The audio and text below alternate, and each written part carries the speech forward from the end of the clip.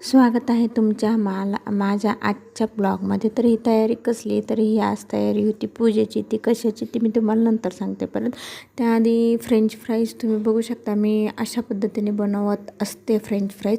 तर चला आज मी तुम्हाला नवीन पद्धत सांगते फ्रेंच फ्राईज कसे बनवायचे ते. त्याआधी मी अशा पद्धतीने बटाटे कट करून घेतले, साल काढून कट करून घेतले, पाण्यामध्ये एका पाण्याने वॉश करून घेतले. त्यानंतर स्वच्छ पाण्यामध्ये बॉईल करण्यासाठी एका साईडला ठेवून घेतले. आणि त्यानंतर मी बनवली होती आज खिचडी. बघू शकता मसाला खिचडी बनवली होती. आणि नंतर बघू शकता आज ना पार्थिव शिवलिंगाची पूजा होती, म्हणजे शिवरात्री होती, मी त्याची पूजा केली होती. ही बघू शकता इतका सारा पसारा आणि सिंहाला बघून मी ही पूजा केली होती. त्यासाठी मी प्रसादामध्ये बनवला होता आज शिरा. आणि त्यानंतर इकडं ठेवलेले होते बटाटे बॉईल करायला. ते बॉईल झालेले होते, म्हणजे मी त्याला ॲटलिस्ट तरी 10-15 मिनटं त्यासाठी बॉईल करून घेतले त्याला. त्यानंतर आपण काय करणार आहे, त्याला एका ताटामध्ये काढून घेणार आहोत. थोडेसे थंड होऊन देणार आहोत, कारण गरम गरम आहे ना ते आपल्याला थोडं मिक्स करता येणार नाहीत. त्यामुळे थोडेसे ना त्याला एका प्लेटमध्ये काढून थंड करून घेणार आहोत. आणि आपण वेगळ्या ट्रिकनी बनवणार आहोत फ्रेंच फ्राईज.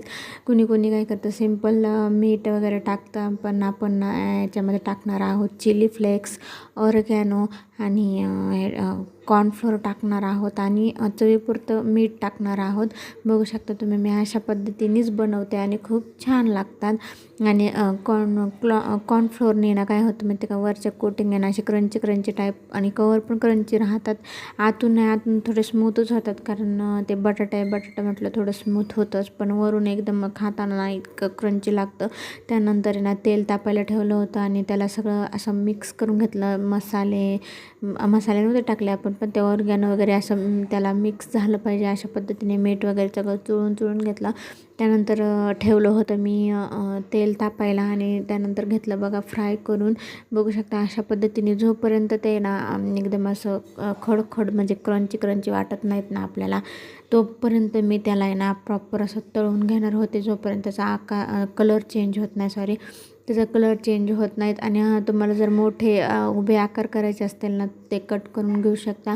आता माझा प्रॉब्लेम असा झाला की मी हे कट केलं होतं सुक्या भाजीसाठी, पण परत आमचा प्लॅन चेंज झाला, खिचडीचाच ठरला प्लॅन. त्यामुळे मग मी ह्या बटाट्याचं काय करणार म्हणून मग मी अशा पद्धतीने फ्रेंच फ्राईज करून घेतलेले आहेत. तर बघू शकता इतके छान झाले होते ना. तुम्हाला हवे तसे तुम्ही कट करू शकता, हवे तसे तुम्ही आकार देऊ शकता. मी भाजीसाठी कट केलं होतं म्हणून हे असे बनवलेत. आणि त्यानंतर ना सगळं जेवायला वगैरे घेतलं मी पुढं.